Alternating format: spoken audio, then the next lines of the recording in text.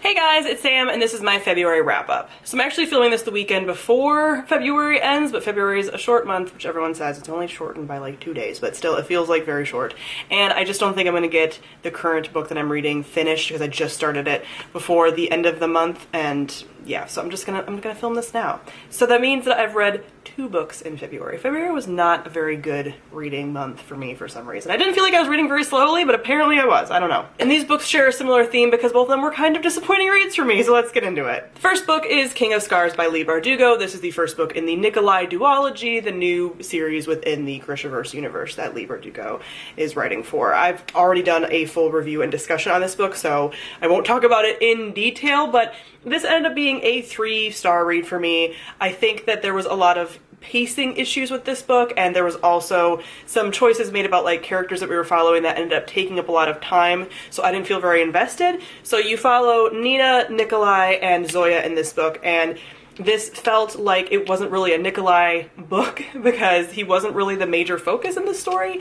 And I also felt very detached from Nina as a character. I really loved her in Six of Crows, but she just felt like she was kind of forced into this story, and I didn't care about her storyline and plotline at all, and it didn't really intersect with the other two as much as I thought I was going to. And there's just a lot of things that I just feel like there wasn't enough time spent with certain things, and there was too much time spent with other things. And I go into this, like I said, in my review. But ultimately, this left me disappointed. I still enjoyed it. It's still a great Grishaverse book, but I was just expecting different things and hoping for different things, and didn't quite get that. I'm still going to continue with the series, of course. Still very excited about the Grisha TV show. None of that changes because I rated this book 3 stars. I also did a whole discussion about how 3-star ratings aren't bad ratings. It doesn't mean this is a bad book.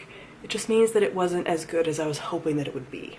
And the second book that I read was The Trader Brew Cormorant by Seth Dickinson. I've also done a review on this book, and this was my Patreon VIP pick for this month. So every month my Patreon supporters get to vote in polls for my content as far as books that I'll read or videos that I'll film, but also every month every Patreon supporter gets put in a little raffle, and I pick one of them, and that person gets to choose any book off of my physical TBR for me to read. Anything. They have like the ultimate power. If you're interested in contributing to my content in that way, I will link my Patreon on the screen. But this is the first book in an adult fantasy series. It takes place in a fantasy world that is more kind of science-based, so it's not fantasy as in like magic, it's just fantasy as in this is not our same world. And it follows Brew Cormorant, who is a very ambitious girl whose nation was taken over by another kind of empire called the Masquerade, who have been conquering all of these nations, and she ends up sort of becoming a part of it in order to take it down. And she is very ambitious and a savant at accounting, so she uses her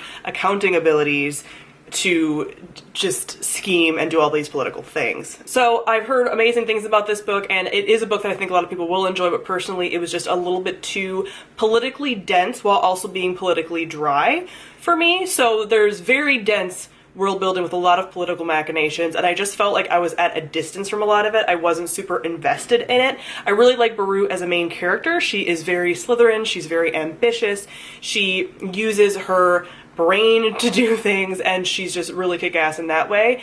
But ultimately, this left me just a little bit disappointed because I wasn't really connected to the characters. There's a lot of really cool side characters, but I just felt like I was constantly at a distance from them, and I felt like the world was just like being told to me and I wasn't really feeling it. Like, I still don't feel like I have an image of what this world looks like or feels like, or even these characters besides Beru. So ultimately this is a series that I don't think I will continue with, but I still gave it 3 out of 5 stars.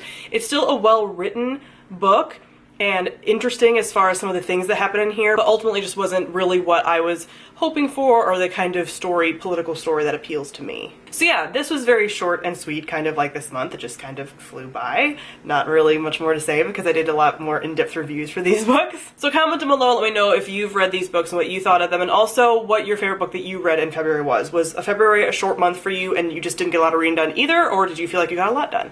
Comment down below and let me know. So thank you all for watching, and I'll see you guys soon. Bye!